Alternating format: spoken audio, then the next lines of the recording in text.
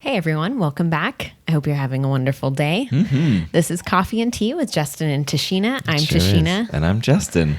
Today's topic is super interesting. Yeah, it kind of plays off of what we talked about yesterday with Christina. Yeah, so if you haven't listened to that yet, you're going to want to either before or after. Just because it's a good episode. It's a good episode. It's exciting. It's not required listening for this one, but it was a lot of fun. Yeah, it was a lot of fun. And I think if you like today's episode, you'll like yesterday's episode if you missed like today's episode, you're going to love yesterday's episode and vice versa, actually. Yeah, I think so too. Yeah. They're very symbiotic with each other. Absolutely. We talked about tiny homes and small living. Yeah. And potentially, the conversation with Christina yesterday was really talking about how she's doing it, what the plan is, where they're at in their process. Yeah. And today we really dived into like our fantasy of what we would want it to be like. Yeah. And also talking about how practical it would be for people like us. Yeah. And what we want out of one and how it would fit into our lifestyle. Absolutely. I also think that we had a great kind of dive into your past history as a child and like how you grew up a little bit that gives a lot of great context into who you are as a person. Yeah, I think it was pretty fun. I think people are going to enjoy that, especially if they're fans of Tashina Combs in general. Cool. Yeah, it was definitely a fun episode. Yeah, I enjoyed filming it. It was a lot of fun. Me too. What are you grateful for?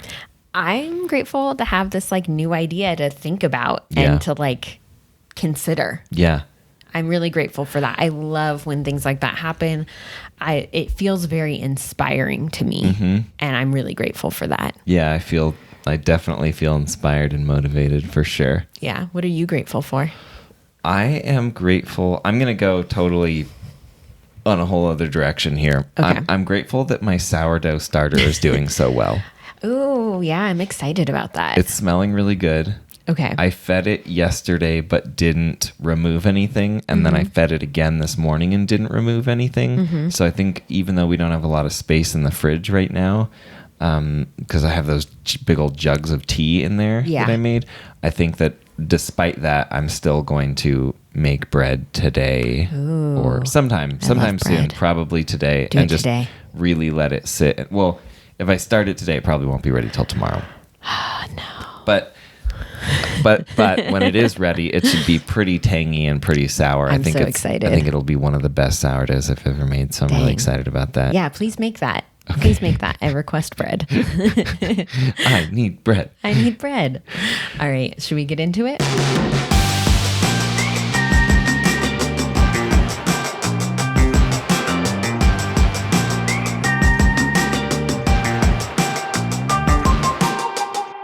So what's this story you said that you wouldn't tell me until we were recording? So last night I went online and looked up small home floor plans. Okay. And there are a bunch that you can buy like on Etsy and stuff for like $40-$50. Not that you need to buy them, but I thought it was super fascinating. And it was really interesting to look at like the different layouts and stuff people had created for them. Oh, because it was like floor plans, like here's the living room, here's a bedroom, here's a closet, here's the bathroom, here's a pantry, porch, things like that. For some reason, when you said floor plan, I was thinking like building plans. No. And I was thinking, I don't know if I'd want to buy that from someone on Etsy for $50. No. Just like the layout. But some of them had lofts and things like that. Some had like front and back porches. Like it was really exciting to look at. Yeah, that is exciting to look at. And then I realized like, well, how much can fit in that space, especially if you have a loft and then if you have porches and stuff like that. So that was exciting. Yeah. Yeah, that is exciting. Yep. I think I've already got to the point in that dream where I feel like it's just a dream. Oh. It's still fun to look though and think about, right? I think you have more fun with that kind of stuff than I do. I think part of the fun for me in dreaming is that there's at least a chance that it could be reality. And that I lose my interest in that sort of thing pretty quick once I realize it's not going to happen. Oh. Okay. I'm not saying that you shouldn't dream and enjoy it. I'm just, you asked. Yeah. Sorry. It's okay. Oh, yeah, I added Coffee in... chunk. Right, so I made Tashina another one of those Dalgona coffees. Mm-hmm. And it wasn't thick enough, so I added in a little more instant coffee up after I'd whipped it a little bit, but I didn't, like, dissolve it properly. So it might be kind of chunky in there. Sorry about that. It's all good. Thanks for making me coffee. You're welcome. I tried doing it with this matcha that we have, but in my waking up and being tired, didn't really think about what it is about instant coffee that makes it work. So obviously you can't just take a powdered tea and expect it to do the same thing. But is it still good? Yeah, it tastes great. It's the Four Sigmatic, like matcha ginger powder or whatever. Ginger and lion's mane, I think. Is that what it is? Yeah. Which I had it before, and I think just in hot water and didn't care for it. But like this, with a little bit of sugar and thrown into some soy milk, it's quite delightful. Can I have a sip? Can I try? Yeah. Can I have some of yours? The ginger almost gives it like a citrusy, like orange vibe. Yeah, it does. It doesn't taste as much like ginger. That's good. Yeah. So what else is on your mind? I mean, that was really it. And I thought we would get into a whole conversation about it. Oh, I'm sorry. But We can. What's up? no, I mean, if you've moved on from the idea, I thought you were still kind of excited about it. Well, here are my thoughts. My first thought is I still want to maintain being somewhere close to an airport. Okay. My second thought is we would need to be somewhere where we knew people who lived around us. Like it couldn't be in the middle of nowhere, because then we could never leave because we wouldn't have anyone to watch the cats. Yeah. And then my third thought was we've moved so many times in the last couple of years and brands are not keeping up with our address changes. Still send stuff to our address from like 4 years ago. Right. And I mean, even though we've emailed them and told them about the address change, I'm sure they're doing the best they can. Yeah. I don't blame them. I blame us for moving so much. Not like we were doing it for fun, but my point is just that we have only been here a year. Yeah. And I could just see that being kind of damaging, as it's been every single time we've moved. Yeah, that's true. We've lost brands just either keep sending stuff to other places or they don't send us stuff at all.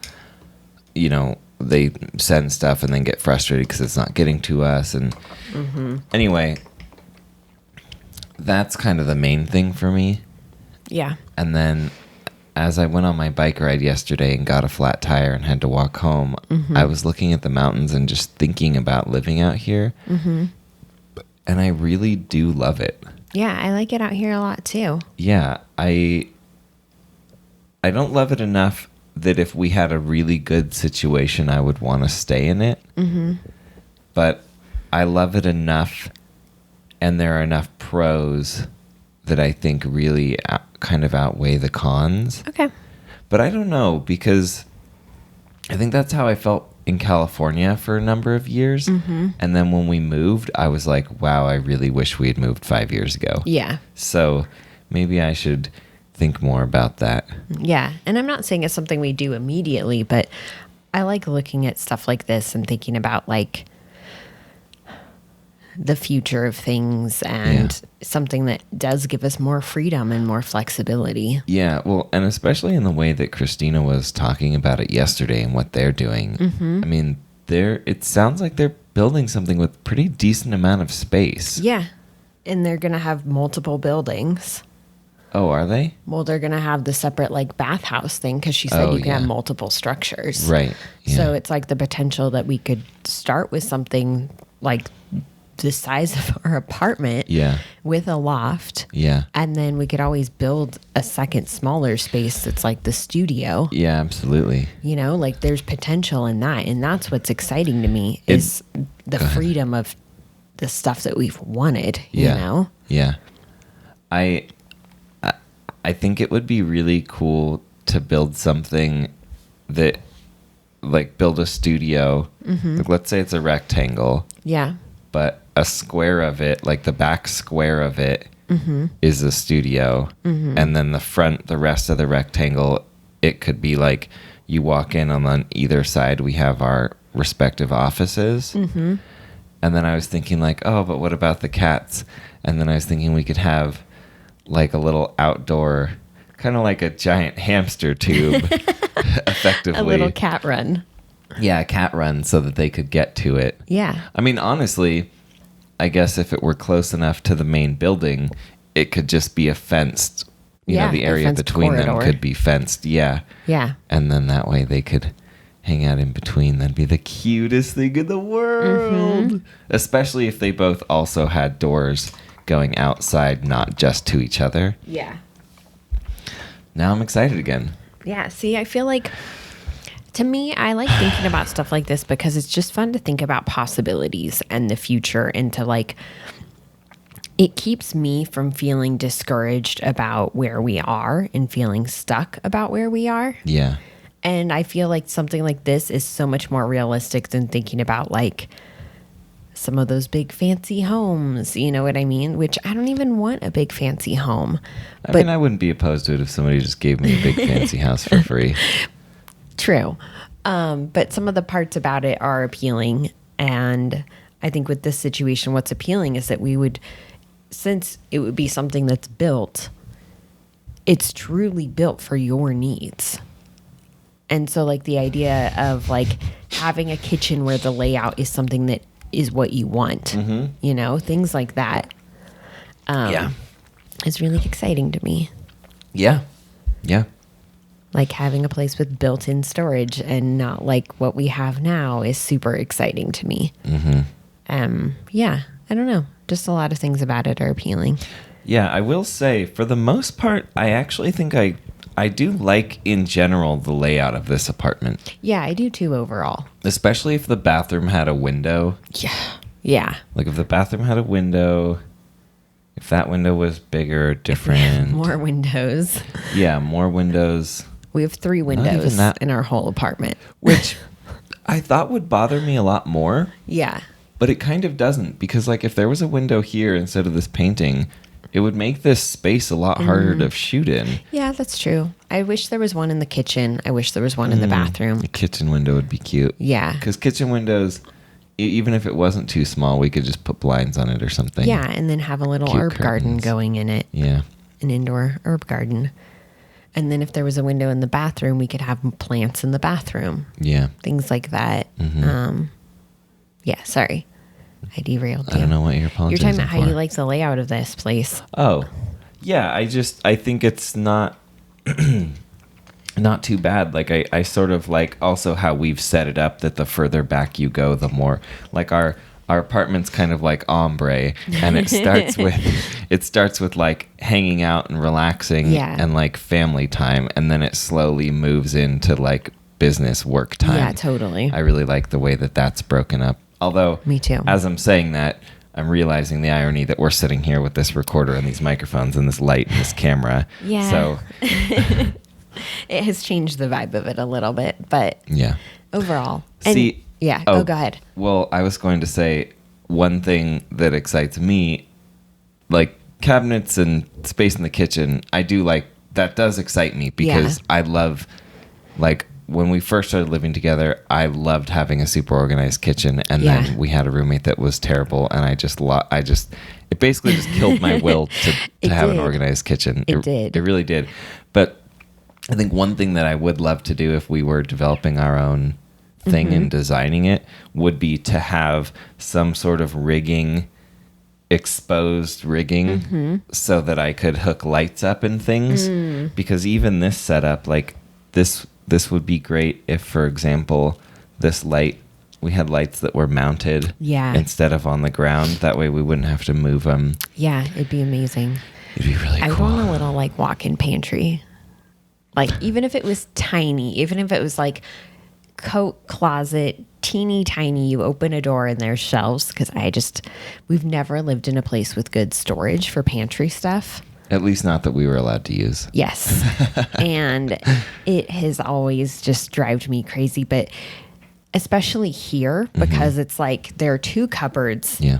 And they're so deep, but that's kind of useless because then it's like to get stuff, you have to organize it in these lines. Right, yeah. And then to get something out from the back, you're like, okay, now I have to take all this stuff off the shelf because I need this, like, this one oil that's back there. Or It'd be helpful if there was some sort of rack similar to like an oven where we could pull the entire shelf. Yeah. Like each section of the thing to pull it out and be able to get what's behind it. Yeah. And they didn't enforce the shelf enough. So it's already like you put anything heavy on it and it's bowing. So it's like not super sturdy either, but it's the only storage. It drives me crazy. I see and I've been that. watching all these pantry organization videos and I'm okay. like, man, All right. I wish we had a setup where we could like, I don't know, like putting the oils on like a Lazy Susan so it spins. Like, not that we need to buy a Lazy Susan, but the I've always wanted and enjoyed very organized pantries, and I grew up with very organized pantries. Yeah. So it's frustrating to me here. Yeah, I see that. Because I'm like, all the baking stuff can't be with all the baking stuff because some of it's too heavy to be on the top shelf. It's annoying. Anyway. You don't think if we went to Arizona, you'd be sad that we'd be out in the middle of nowhere and we wouldn't be able to go to like vegan restaurants or like do anything? I think I'd be a little bit sad sometimes, but I think it's all about the trade-off. You know, like... Yeah. Yeah, we wouldn't go to, there wouldn't be vegan restaurants nearby, you know, but if our space was rad enough and we could have little like raised garden beds and things like that, like it might not be a terrible experience, you know? Yeah. I think you would miss those social aspects more than I would. I think the thing that I've learned from us not going out and doing stuff is that, well, I mean, I already knew I loved all that. Yeah. But I think the thing that I've learned is that it kind of is important to me. And I don't know if it's something, I don't know if it's just something that I really enjoy or if it's something that would legitimately be a source of sadness if I didn't have it. Yeah. Well, and I looked at that little town and there are like, there's coffee shops, there's breweries, there are restaurants. I don't know much about them, but maybe there's something. I don't know. Yeah. But I get your point of like, you want to be in a place where there's good community. That was part of what drew us to Salt Lake. Absolutely. I also feel like as much as I hate to say it, I think that I am impacted by other people. What do you mean? So, whoa. So, I mean a couple things. One is there's something about during the week when other people are at work that's like not as motivating for me to get work done as when other people are working from home or like when they're on vacation. Like on the weekends, I feel a bigger drive to work. Or like on holidays where like it's a long weekend or people have the day off, I feel this like motivation.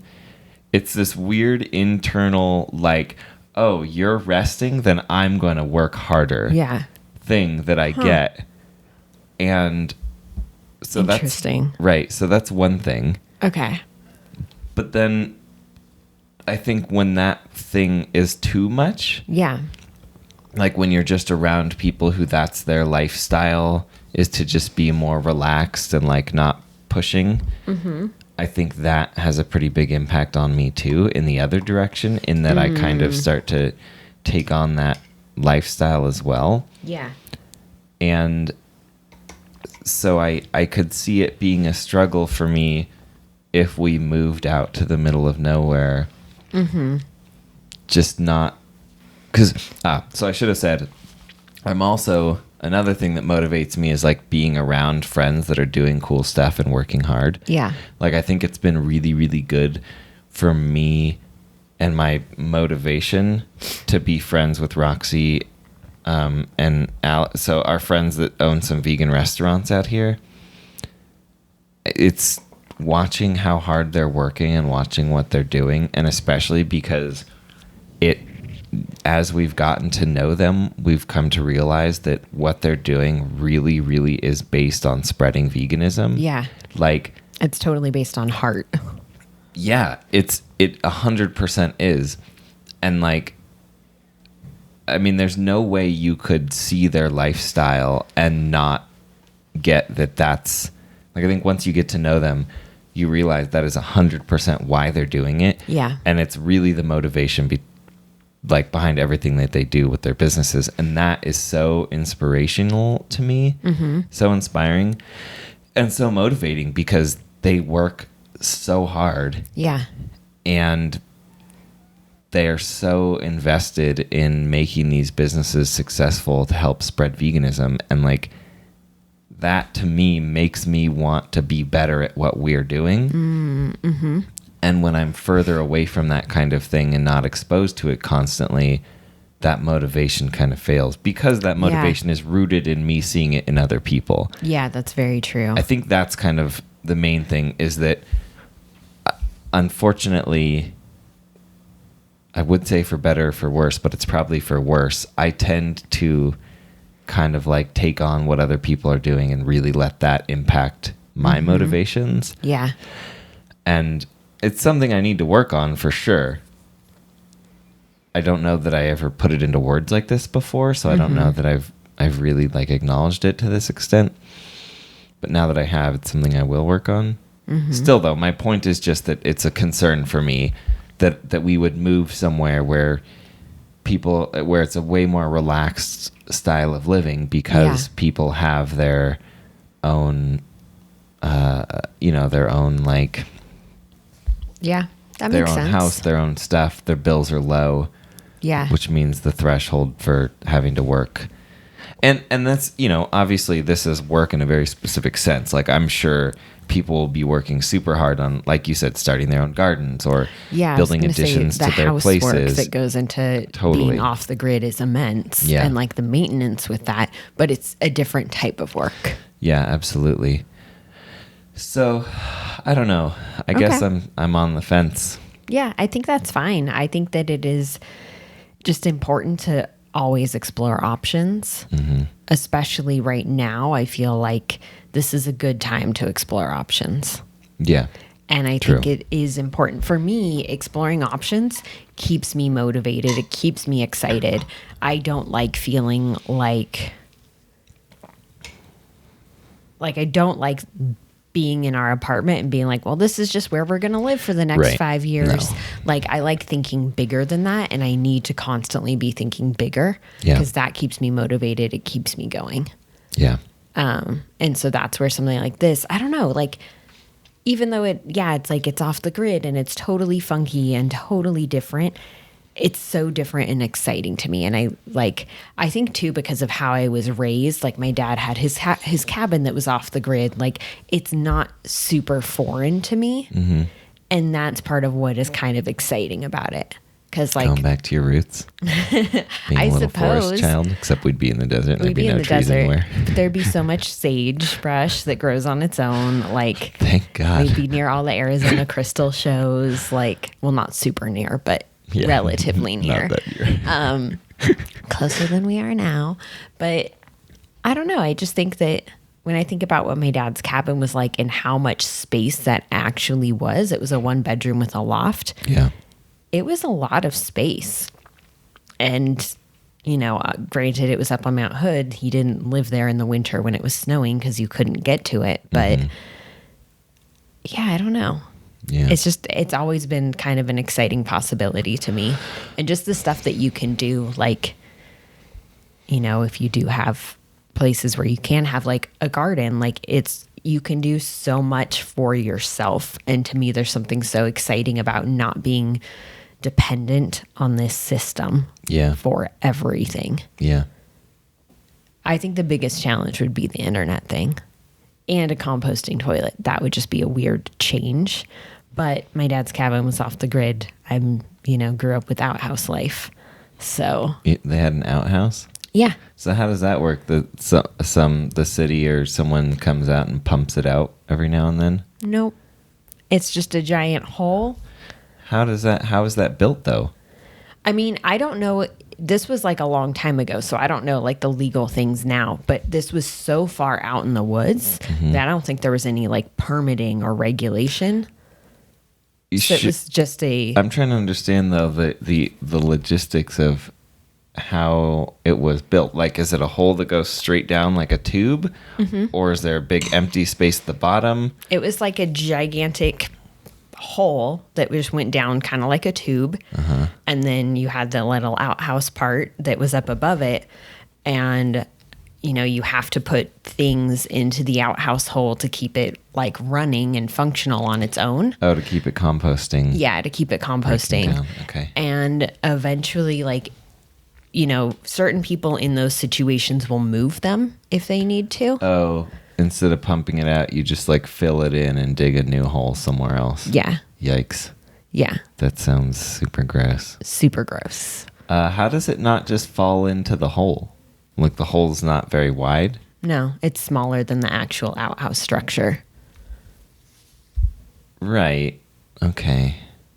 And it's like, I mean, I don't know the details about how to secure the That's sides the part and I'm things like that. interested in. There might be, maybe there's framing in there, like wood framing. Oh yeah, that would make sense. That makes sense. Right? Yeah, kind of like a mine shaft. Where did you wash your hands? You had to go back into the house and wash your hands. Oh, okay. There wasn't running water right there. Yeah.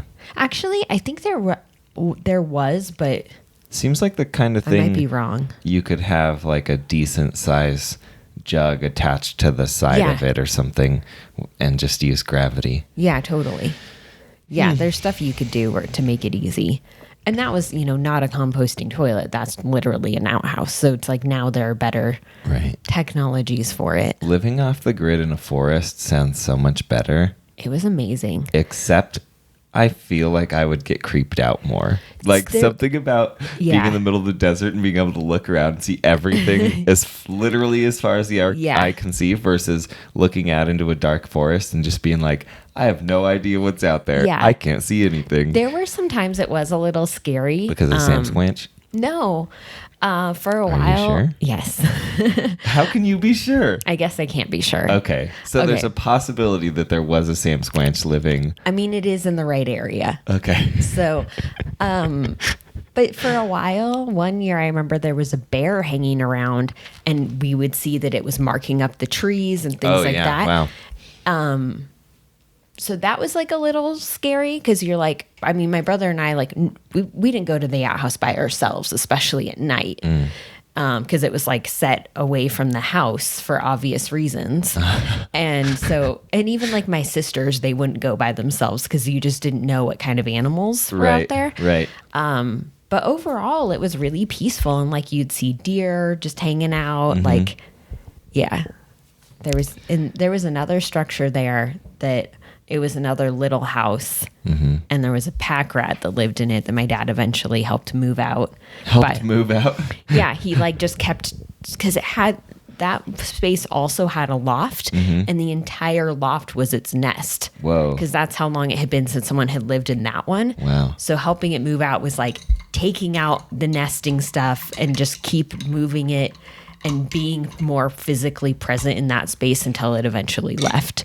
I think he used a humane trap too at the end because it did keep coming back in. And then I think it was just kind of like, this isn't my house. What do I do? Your dad evicted this poor little mouse. Yeah. Mouse rat. Rat. Yeah. Pack rat. Yeah, I've heard that if you find a mouse or a rat and you put it in a humane trap and release it somewhere else, that it has to be like at least a mile away. Otherwise it'll just come back. Yeah, because it can smell its scent and it knows. Yeah. Man, so crazy. Yeah. Animals are awesome. Like, could you imagine being a mile away and being like, I live that way? Yeah. It's like, how do you know that? You're like, I can smell it. Yeah. I can smell myself. Yeah. And then my dad had to figure out all the places that it was using to get into the house and like block those up. Poor little. Because that also meant that those would be like, cold air issues in the winter. Sure. So, yeah. I wish your dad still had one of these cabins. They were amazing. They sound amazing. Yeah, there were 2 little ones, and he lived in the little one for a while when he was doing work on the big one. I forget what he was doing. And then it also allowed too, like for a while, like my sister, I think each of my sisters lived up there with him, and then he had friends that stayed with him for a while because it was basically 2 little houses.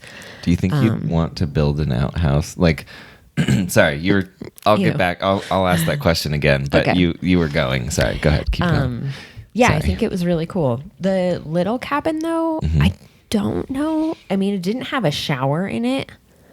It had a really big porch, and you could do an outdoor shower there. But the regular shower was in the big cabin. And I think the little cabin, I honestly don't remember if it had to have running. I know it had a kitchen sink, but I don't remember if it had running water. There was a natural spring, and my dad used that. There was a little well, like it was a legit, like old, like well that came up out of the ground made out of stone, and then there was a water tank that it filled, and because it was so high up in the mountains, the water was super clean. Wow. We always boiled before we like ate with it and stuff anyway, but yeah, so that was set up. It was uphill from the cabin, so the pipes to when my dad built the shower in the cabin, that was really easy to do. Yeah. And that was like a little addition he added on. Yeah. And yeah, and the kitchen had like a regular sink. It was a regular kitchen. It had a little propane stove, I think, but we didn't really use it much. We mostly cooked on the wood stove. Huh. Yeah, which was like a big, like this stovetop was probably the size of this table. Yeah. I might be remembering wrong because I was a kid. It might have been a little bit smaller, but it had like, it was one that was made to be cooked on. So it had like burner areas and stuff. Yeah. And then there was another little wood stove out in the living room and some propane lights. And my dad set up the solar panels, and he set them up to charge car batteries. So we had electricity. It was minimal, but we had it when it was, overcast or rainy, as Oregon gets for like days at a time. Sure. Yeah. And then my brother and I had our rooms in the loft upstairs. Huh. Where the pack rat used to live? No. This was in the big cabin. The pack rat was in the little cabin. Oh, sorry. Yeah. Okay. Huh. Yeah. We didn't have rooms in the little cabin. Oh, I see. Yep. Wow. That's a lot to think about. It was really cool. It was fun, especially as a kid. And like, it was fun to help him with stuff around there. Yeah, I bet that was super fun. Yeah. My aunt lived out in like kind of middle of nowhere Angwin, and I loved staying at their place. Yeah. It was awesome. Yeah, I bet. Going on these hikes in the woods that you've never been to before. And that was when Ed's dad told me that I should always keep that his dad taught him when he was a little kid in Mexico that whenever you go out, especially by yourself, you should always keep a little bit of salt and pepper with you just in case you get lost and you have to eat something that at least you can season it a little bit and That's not very die. funny. Yeah. And he also taught me about how like the moss growing on the side of the tree is based on like wind and humidity and all that, or like growing on the side of a rock. So if you have to sleep on the other side. Just weird little things like that. Yeah. Fun stuff. Yeah. So do you want would you, even if you had a composting toilet, like Yeah. let's say it's not going into a hole in the ground, but do you think you'd want an outhouse? Like, does that seem fun to you? I don't know because of the nighttime thing. Right. The nighttime thing and the snow thing. Yeah. Like it was not ideal. I mean, where my dad's was and how it was set up, which it was like that before he moved in. So Yeah. I think he was like, I'm just going to leave it. Situationally, it was great. During the day, it was great. At night, though, having to like get dressed, put on your shoes, Sure, yeah. use a flashlight, wake someone else up because you're nervous about wild animals. Right. And that far north in Arizona, it definitely snows. Yeah, it does snow. Yeah. And like then there's someone waiting outside with the flashlight. Like I remember my brother and I would wait for each other and you'd just be like, okay, I'm in the dark with the flashlight. Like, okay. Yeah. Like, Flashlights are always kind of weird because you can see this little beam of light, but that's all you can see. Yeah. But if something were looking at you from far away, it would be pitch black and then they'd see exactly where you are. Yes. Like it's almost in that regard, it's almost like scarier. Yeah, it is in a way. It is. Because you're putting out this beacon of like, here's where I am. Yeah, this totally. is me. Yeah. And for the animals out there, it's like, you know, they're all very much just doing their own thing, definitely more afraid of us than we were of them. And the bears were mostly like black bears. Like we'd see little black bears sometimes on the road and they just run off into the woods. Like, but still, it was like you didn't want to surprise one. Sure. And so it was, yeah. Yeah. So I don't know, because it was annoying at night to leave the house. I think the weather thing is what would get me. Yeah. Like you said, having to, like, because there are solutions to the other stuff, right? Like, again, if we connected everything by chain link fencing, or even if we had our, you know, just something to be done to make it so that we didn't actually, but the weather, that's the part that I think would be a bummer, especially because when I think of an outhouse, I think of like old barn wood with like slats in it. Not big slats, so you could like really see, you know, like cracks and just like you would feel the wind. Right, know? Exactly. Which I'm sure is fun on a nice warm day when you want a nice breeze in there, but in the winter I could see that just being terrible, absolutely horrible. Yeah, or when it was rainy and you had to walk out there, or you were walking with someone else out there and you're standing out waiting in the rain, like it's that much more gear to put on. Sure. So I would rather something in the house. Yeah, for sure. But I also do really like Christina's idea of an additional bathhouse with something a little fancier. Yeah, I think that'd be super cool. Yeah, it'd be amazing to have like a little structure that's set up that's like all about relaxation and meditation and crystals and things like that. Like I would love that. Yeah. And I think that's why stuff like this appeals to me, because like both my parents are like untraditional kind of hippie-ish people. True. And the idea of like, I don't know, being able to have multiple structures for different things. I don't know, something about it's really interesting to me. Yeah, well, I mean, especially for the price. Yeah. To be able to basically spend a luxury car's amount of money and have a place to call your own on property that you own. Yeah. That is extremely appealing to me. I am curious about the monthly costs of like, you know, having radio or satellite internet and what it costs to fill up the water tanks and things like that. Like, I am curious about what the monthly costs are, but I also know that whatever they are, it's definitely cheaper. Yeah. Yeah. Especially if you're doing solar. And if you do solar, maybe mixed with some propane as a backup, like it's very easy to be totally covered. Yeah. And to have everything set up. And like, I think that's where in between like Christina and Tolman and then like my dad with all his experience, we have so many resources of people who really know what they're doing and talking about. Yeah, that's very true. I think that we are lucky enough that we know people who have done this kind of thing. And then we also have friends and family that are actual contractors. And, you know, like your dad has been doing the van life thing and building floating homes and living off the grid for decades. Yeah. So he has all this experience. And then we know people who've like remodeled houses and built all this stuff. And Tolman has all this experience. And, yeah. That's where I think too, if we were going to do it, we would need to be like Christina and Tolman's neighbors. Yeah. And also too, now then we'd have a familiar face. Let's go. Like it'd be fun to just hang out with them and be like, all right, let's get like our. We could have a communal like barbecue pit. Yeah, I was gonna say we could get the lot by theirs and have a communal area that's barbecues and one of those big giant like water things that is a pool. Oh right, yeah. And then we just like share that space. You know what would be? You know, it'd be so funny to do. What? Get one of those big like water feeding troughs. Yeah.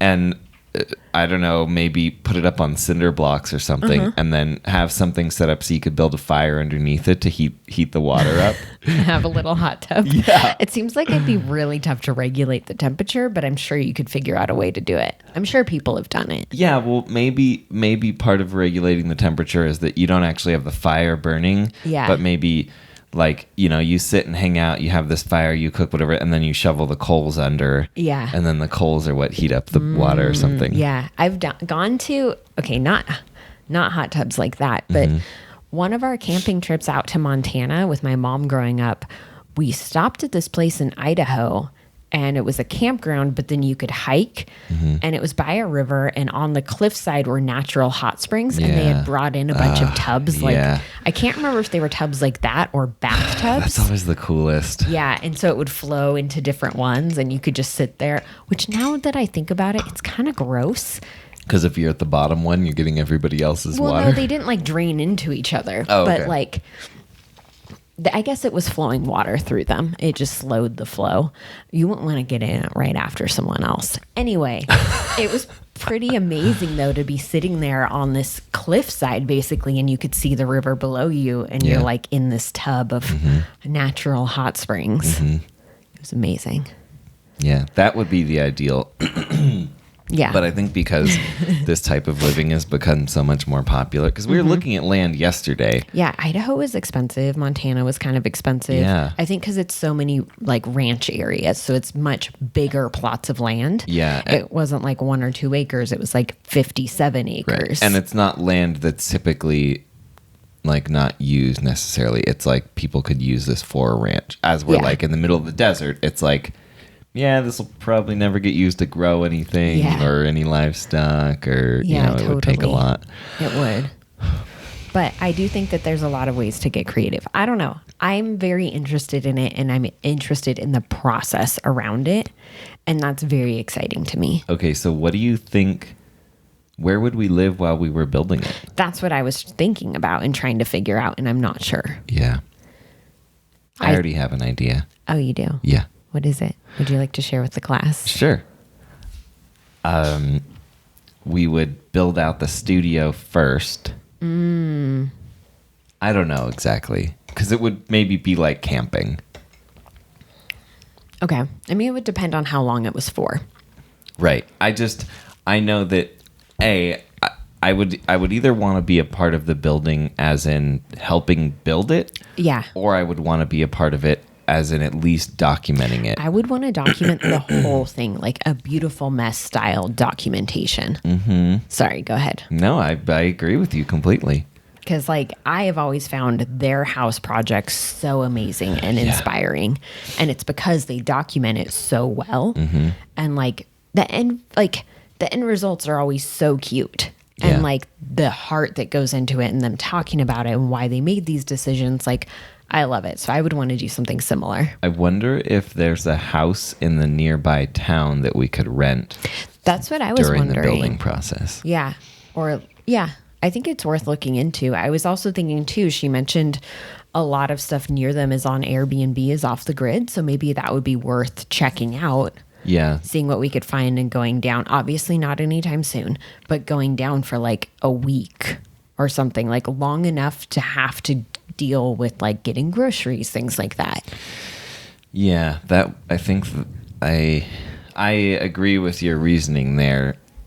I think that would be extremely expensive though, because we'd have to get someone to watch the cats for a week. That's crazy. Okay, then maybe not all the way down there, but finding somewhere off the grid to rent for like a week or so, and just to see what it's like, to see if it's something we can actually do. I don't know. I say we just do it and hope for the best. That has been our method of doing things. It really has. It totally has, with so many of our living situations. This one included. Yeah. Yeah. I'd never been to Utah before we moved here. We'd never seen our apartment. True. I'm oddly, for someone who needs as much structure as I do, I'm oddly comfortable with these like weird leap decisions of like, let's just see what happens. That is interesting. Because my structure and everything is not based on that. Yeah. So as long as I am in a situation where I can create that structure and what I need for myself. Yeah, I think the structure you find is more in the day-to-day and less in the like, let's make this huge decision. Yeah, it's really strange. Yeah, and maybe that's part of why this is appealing to me, is because I'm like, why not? Like, just try it. Why not just try it? Yeah. Like, I don't know. I don't know.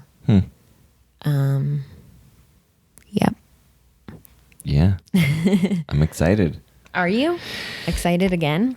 Yeah, I am. I think I'm going to message Christina and just talk to her more about it and what it's been like for them.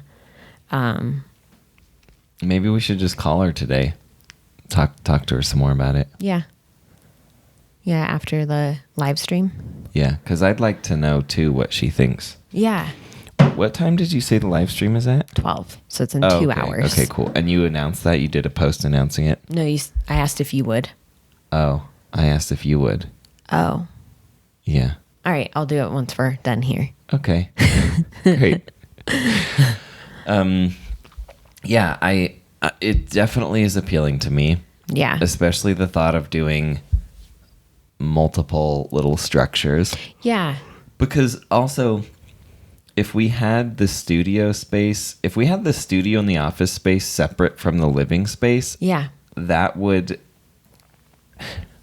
Okay. I don't know, I guess. I was going to say that to me seems like it would save so much, but I don't know if that would be cost effective, because then you're talking about, instead of pouring one foundation, pouring two separate foundations. That's true. Like, it could still be a separate part of the house. Yeah. And be... Okay. I just got such a cool idea. Okay, share. Okay, so the bottom part is kind of rectangular like this. Yeah.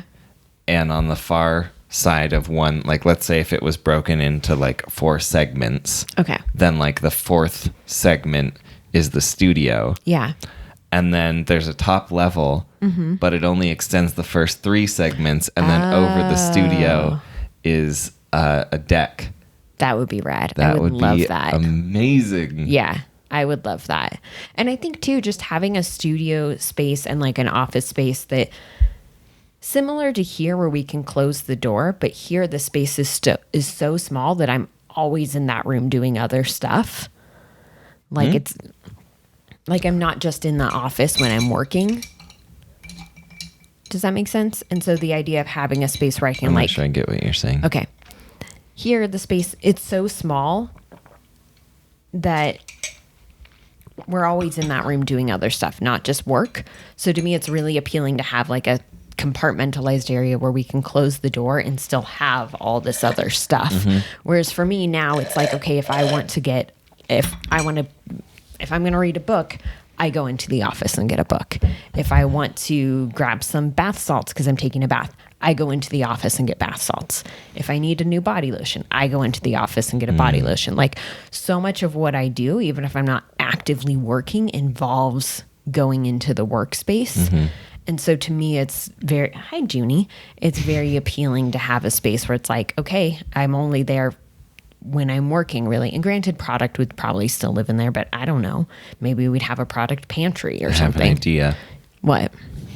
So you know how I was saying, like, you walk in and then on either side there's like our individual offices? Yeah. And then maybe you go further in, and on either side there's like a little walk-in closet that's like a lot of your extra makeup and stuff. And mine could be like a gear closet. Yeah. And then the studio. I mean, yeah, the reality is the vast majority of what's in there would need to be in there. It's all makeup and beauty stuff and work stuff. And, but yeah, I mean. Yeah. It'd be nice too, though, for me to like on a day-to-day basis, if I'm getting ready, to not be sitting at the filming table to do my makeup. Yeah, absolutely. Like stuff like that would be nice. So just little things. Oh, I see what you're saying. Okay. Like, because for me, you would want like a bathroom with a vanity. Yeah, or something where just, you feel like you could do your even makeup. just some little table, like with a little window by it, like where I didn't have to be sitting at our filming setup to do my makeup. Couldn't you do that with how we have the bathroom set up right now? No, because the bathroom doesn't have good ventilation. It gets too humid in there for most products. To do your makeup? Well, no, for doing it, the lighting is terrible in there. Even with the light that we just put in there? Yeah, it's because of where the lights are. But with the ring light. Oh, the light that we just put in there. I guess I could, but I'm just trying to figure out, like, I'm trying to get an idea of what works and what doesn't. Have you never tried it? So the thing about with the bathroom space now is that it's still, I go into the office, pick out whatever products I'm going to use, take them into the bathroom. I get that, but Yeah. you would have to do that anyway, right? I could have a small selection that's just permanently. Okay. What I'm trying to figure out right now is just the physical Yeah. thing. What would work, right? Like, that's what I'm wondering. Yeah. Not the logistics of where would products be and that sort of thing, but what do you actually need to be able to do your makeup somewhere else? What I need is just a little permanent setup. And personally, I'm getting there. Personally, I absolutely hate doing makeup in bathrooms. Okay, So- you're getting caught up on the detail of the fact that it's in this specific bathroom. Okay. I would need a little table, like a little surface. So there's and no way that setup, if it weren't in a bathroom, that wouldn't work for you? I would prefer natural light. Personally. If it was set up not in a bathroom, could it work? Sure. I think so.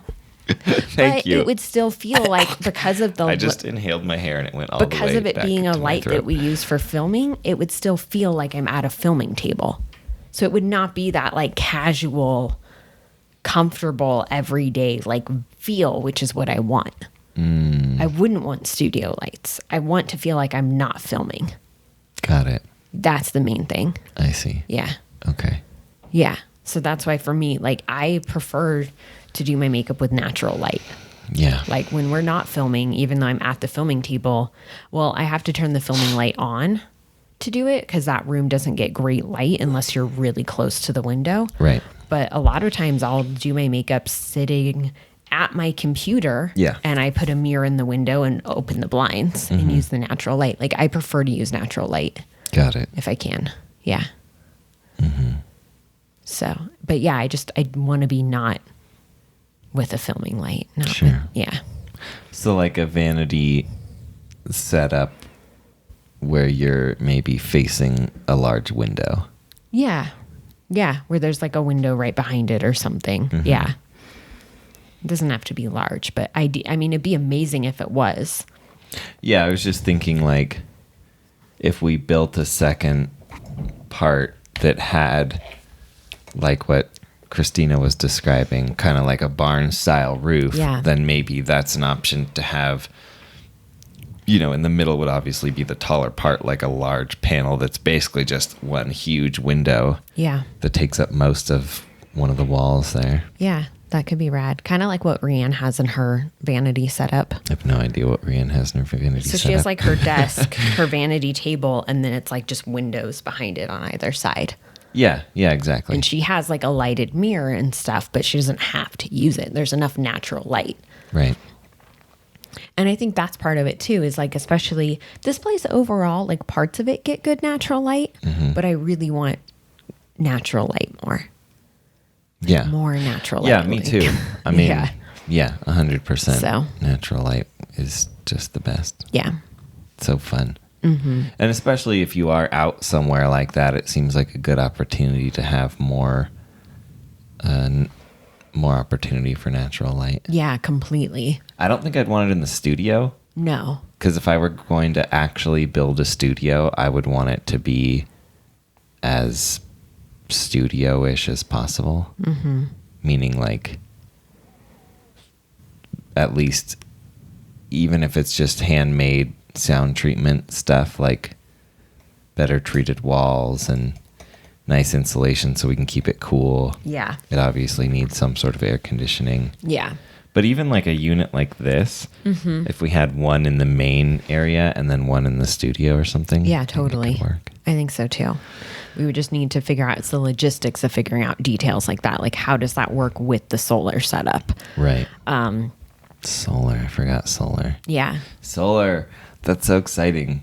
Have Mm-hmm. a own little solar farm. Yeah. And we could have a little compost thing and like a couple of them. And then we could use that to fill our raised beds. Like, I don't know. I'm into it. What would we grow? Like what? Like let's say we could get there any time of year and we had enough for you to grow four edible plants, what would those be? I would definitely want to do, I think, potatoes. Because they're so easy. They're so easy, and you can get so much. Yeah. Potatoes, onion. Does garlic, can that count as one? Onion and garlic? No, those are totally different things. Potatoes, onion. I think some sort of green. Like, I don't know about Kale. lettuce because it's kind of temperamental. Like, it can get bitter really easily. That might be better indoors. But yeah, like kale or chard or something like that. Like some sort of green. And then I think a fruit like a berry. Like a strawberry. Yeah. But again, I don't really know. Like, I need to do research into what can grow in those climates.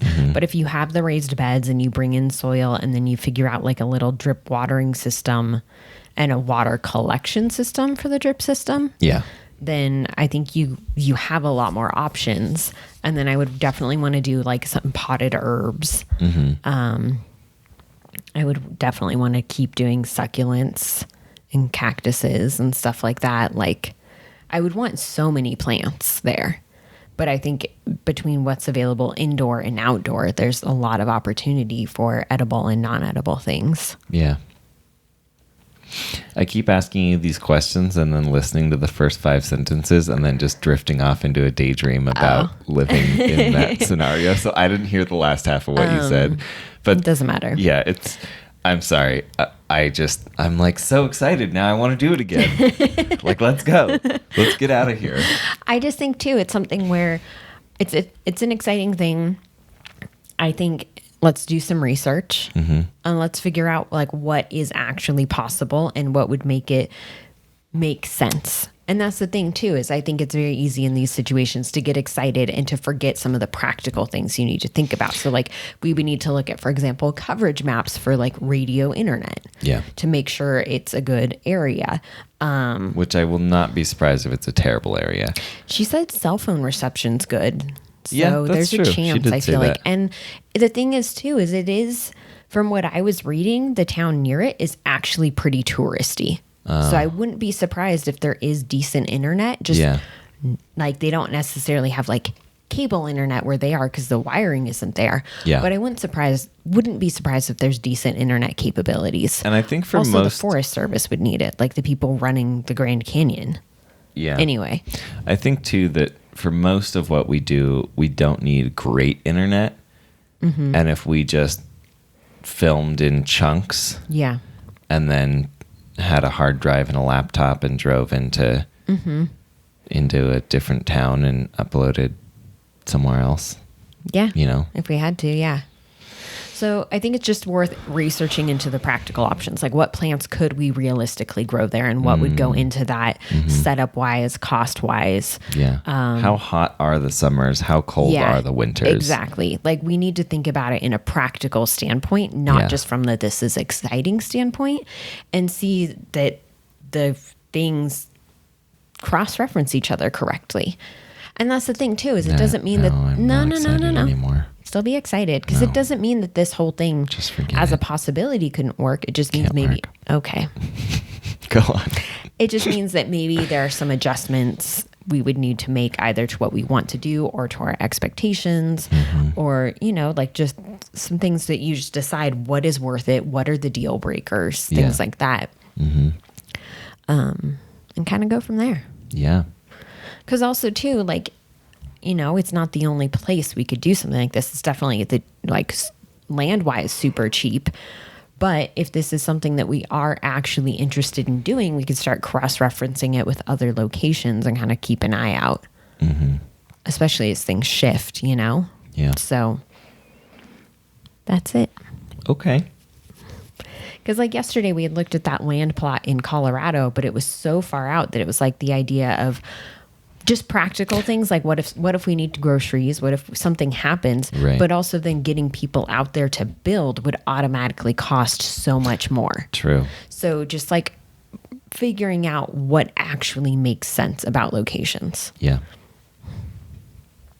Yep. Yep. Okay. Well, I'm excited. Good. I think we should end it right here. Yeah. Thank you so much for listening, for watching. If you've watched this far through, and I mean watched, like, because I'm curious. I'm very curious if anybody actually watches this far through. So if you put this on, if you put the video on and walk away, that's fine. My feelings aren't hurt. But I am very curious about whether you actually watch the show this far in. Or just listen. Yeah, or just listen. Either way is fine, but I'm very, very curious to know. So if you've watched this far in, leave a comment and let us know. Maybe leave a keyword like potato. Or juniper. Something about juniper and potatoes. Or just tell us, I watched the whole thing. Whatever works for you. Right. Thank you so much. We'll see you next time.